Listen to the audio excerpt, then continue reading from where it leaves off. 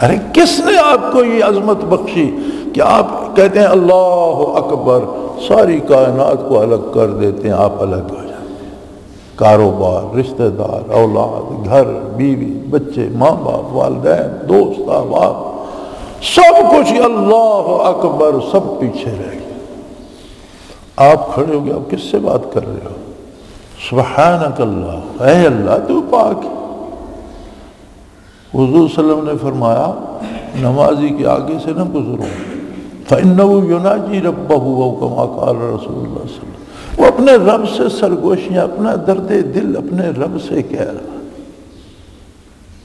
یہی احسان اللہ بتا رہا ہے کہ اس نے تم خاک نشینوں کو وہ مرتبہ دیا کہ تم مجھ سے براہ راست بات کرتے ہو۔ مجھے حیرت ہوتی ہے، دوست لکھتے ہیں کبھی کبھی کہ یہ میں بڑی دعا کرتا ہوں اور میری وہ دعا پوری نہیں ہوتی۔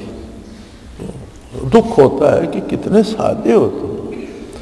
ارے دعا خود کر لینا کتنی بڑی سعادت ہے کہ تم نے رب العالمین سے بات کر لی۔ پوری تو اس نے کرنی ہے، اور تم نہیں جانتے کہ وہ پوری نہ کر کے بھی تم پہ احسان فرماتا ہے۔ حضور فرماتے ہیں مومن کی دعا رد نہیں ہوتی، یا ویسی پوری ہو جاتی ہے اسی وقت ہو جاتی ہے، یا ویسے پوری ہوتی ہے کچھ وقت اس درمیان میں جو اللہ بہتر جانتا ہے پڑ جاتا ہے، یا پھر اس کے بدلے کوئی دوسری چیز وہ اس کے حق میں بہتر نہیں ہوتی، جو بہتر ہوتی ہے وہ اللہ دے دیتا ہے۔ ان میں سے کچھ بھی نہ ہو تو اللہ اپنے پاس محفوظ کر لیتا ہے، روز حشر اس کے نام ہے اعمال میں رکھے گا۔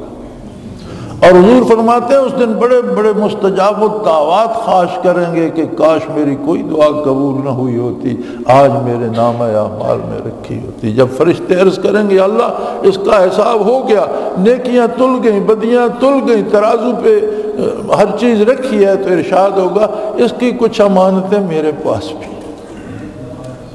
اللہ تیرے پاس کون سی؟ فرمایا اس کی کچھ دعائیں ہیں جو میں نے رکھی ہوئی ہیں، یہ لے جاؤ اس کے پلڑے میں، وہ پلڑے کو زمین سے لگا دیں۔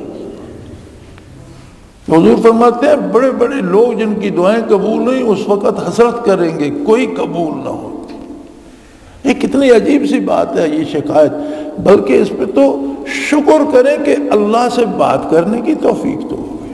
کتنے لوگ ملتے ہیں جا کر ملک کے صدر سے، وزیر اعظم سے، جو ملتے ہیں جو کہتے ہیں سارا ہو جاتا ہے۔ نبی ہو تو وہ پھولے نہیں سماتے کہ میری بات تو وزیر اعظم سے ہو گئی، میں نے بات تو صدر سے کر لی، میں گورنر سے ملا، گورنر ہاؤس جا کر اس نے میری بات تو سن لی۔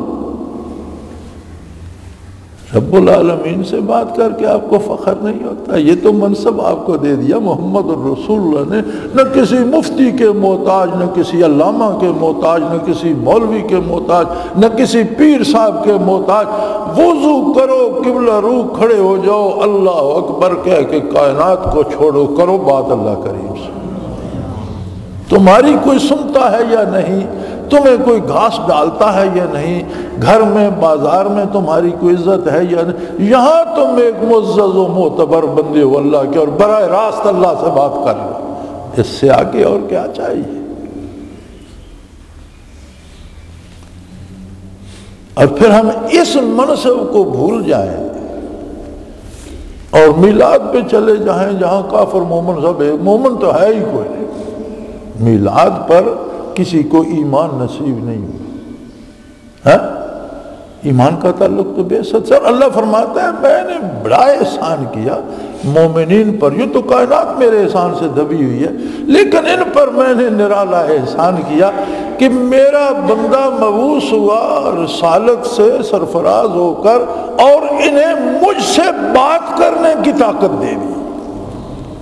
وَيُزَكِّيهِمْ، ان کے دلوں کو پاک کر دیا، جہاں کفر و شرک، گناہ، جرائم کی سیاہیاں بھری ہوئی تھیں، وہاں میرے تجلیات ذاتی سے اسے روشن کر دیا۔ اب اور کیا چاہتے ہیں؟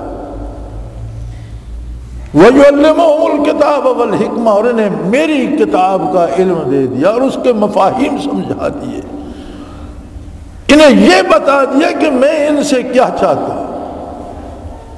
اور انہیں کس طرح سے جینا ہے، تو پھر میری سمجھ میں یہ آتا ہے کہ ہمیں بعثت منانی چاہیے، جسے اللہ شمار کر رہا ہے کہ میں نے بڑا احسان کیا۔ قرآن کریم میں جہاں جہاں تذکرہ ملتا ہے آقا نامدار صلی اللہ علیہ وسلم کا، جو مجھے یاد ہے 4 جگہ پر اسم محمد صلی اللہ علیہ وسلم سے تذکرہ ملتا ہے حضور صلی اللہ علیہ وسلم کا۔ اللہ فرماتا ہے وَمَا مُحَمَّدٌ إِلَّا رَسُولٌ، حضرت محمد صلی اللہ علیہ وسلم کیا ہیں؟ وہ میرے رسول ہیں، کوئی عام بات نہیں ہے۔ یعنی جہاں نام نامی آیا رسالت آ گئی۔ محمد الرسول اللہ والذین معہ، محمد اللہ کے رسول ہے اور جو ان سے فیض یاب ہوا کہ ان کے فضائل بتائے۔ ما کان محمد نبا احد من رجالکم ولکن رسول اللہ، یعنی جہاں جہاں نام نامی آیا والذین آمنوا بما نزل علی محمد صلی اللہ علیہ وسلم، چوتھی جگہ بھی جو لوگ اس بات پر ایمان لائے جو حضرت محمد صلی اللہ علیہ وسلم پر نازل ہوئی، یعنی 4 جگہ اس میں گرامی لے کر اللہ نے ذکر خیر فرمایا، تو چاروں جگہ ساتھ رسالت کا ذکر فرمایا، ولادت کا نہیں۔ اس 4 کے علاوہ قرآن کریم بھرا ہوا ہے حضور کے ذکر خیر سے، لیکن جہاں بات آتی ہے وہاں رسالت کی بات آتی ہے۔ وَمَن يُطِعِ الرَّسُولَ فَقَدْ أَطَاعَ اللَّهَ وَمَن يُطِعِ الرَّسُولَ فَأُولَٰئِكَ مَعَ الَّذِينَ أَنْعَمَ اللَّهُ عَلَيْهِم مِّنَ النَّبِيِّينَ وَالصِّدِّيقِينَ وَالصَّالِحِينَ وَحَسُنَ أُولَٰئِكَ رَفِيقًا، جس نے میرے رسول کی اطاعت کی آخرت میں وہ نبیوں کے ساتھ ہوگا، صدیقوں کے ساتھ ہوگا، شہیدوں کے ساتھ ہوگا، صالحین کے ساتھ ہوگا۔ اور پورے قرآن میں آپ دیکھتے چلے جائیے رسالت کی بات ہے، ولادت کی نہیں۔ اس کا مقصد یہ ہے، اس کی وجہ یہ ہے کہ ہمارا تعلق رسالت اور حضور کی نبوت سے ہے، اور ولادت سے ساری کائنات کا تعلق ہے، کفار و مشرکین کا بھی، جانوروں کا بھی، حیوانات کا بھی، ملائکہ کا بھی، جنوں کا بھی، ہر چیز کا۔ تو یہ بڑی عجیب بات ہے، مجھے بڑی حیرت ہوتی ہے۔ میں نے آج بھی مضامین دیکھے علماء حضرات کے 2-3 اخباروں میں، میلاد شریف کیا حضور کا دنیا پہ تشریف لانا اس لیے تھا کہ ہم ہاؤ ہو کریں، شور شرابہ کریں، دیگیں پکائیں، چندے جمع کریں، کھائیں پیئیں، ہلڑ بازی مچائیں۔ اب بعثت علی پہ یہ سب کچھ نہیں ہو سکتا۔ جب بعثت کی بات ہوگی تو ایک بزم ادب سج جائے گی۔ جب بات کو کہتے ہیں یہ وہابی ہیں، یہ یا رسول اللہ نہیں کہنے دیتے، یہ درود نہیں پڑھنے دیتے، ارے ظالمو، وہابی بھی کوئی ہوگے، پتہ نہیں کون وہابی ہے کون سنی، ہم نہیں جانتے، ہم تو سادے مسلمان ہیں، جو اللہ کا رسول کہتا ہے اسے ماننے والے، ہم صرف مسلمان ہیں۔ اللہ کریم فرماتا ہے ان اللہ وملائکتہ یصلون علی النبی، یقیناً اللہ بھی اپنے نبی پہ درود بھیجتا ہے، اس کے فرشتے بھی بھیجتے ہیں۔ اللہ کریم کیسے درود بھیجتا ہے بھئی، فرشتے کیسے بھیجتے ہیں؟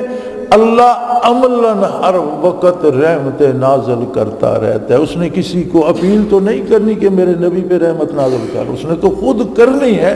اللہ کا درود یہ ہے کہ ہمہ وقت سبز گنبد پہ رحمت الہی کا نزول ہمہ وقت ہو رہا ہے، رات دن کوئی لمحہ خالی نہیں۔ درود کا معنی ہی یہ ہے، درا یدرو سے ہے وہ کام جو کبھی ختم نہ ہو، ہمیشہ جاری رہنے والا کام۔ درود کا معنی کیا ہے؟ ہمیشہ جاری رہنے والا کام۔ ان اللہ وملائکتہ یصلون علی النبی، یقیناً اللہ ہمہ وقت رحمتیں بھیجتا ہے، اس کے فرشتے ہمہ وقت گزارش کرتے ہیں یا اللہ مزید رحمتیں بھیج اپنے حبیب صلی اللہ علیہ وسلم پر۔ پھر فرماتا ہے یا ایھا الذین آمنوا، یا ایھا الناس نہیں فرمایا، سب کو نہیں، میلاد والوں کو نہیں لیا، ایمان والوں کو، بعثت والوں کو لیا، یا ایھا آمنو صلو علیہ وسلموا تسلیما، تم بھی میرے نبی پر درود بھی بھیجو، سلام بھی بھیجو، اور ایسے بھیجو جیسا بھیجنے کا حق ہے۔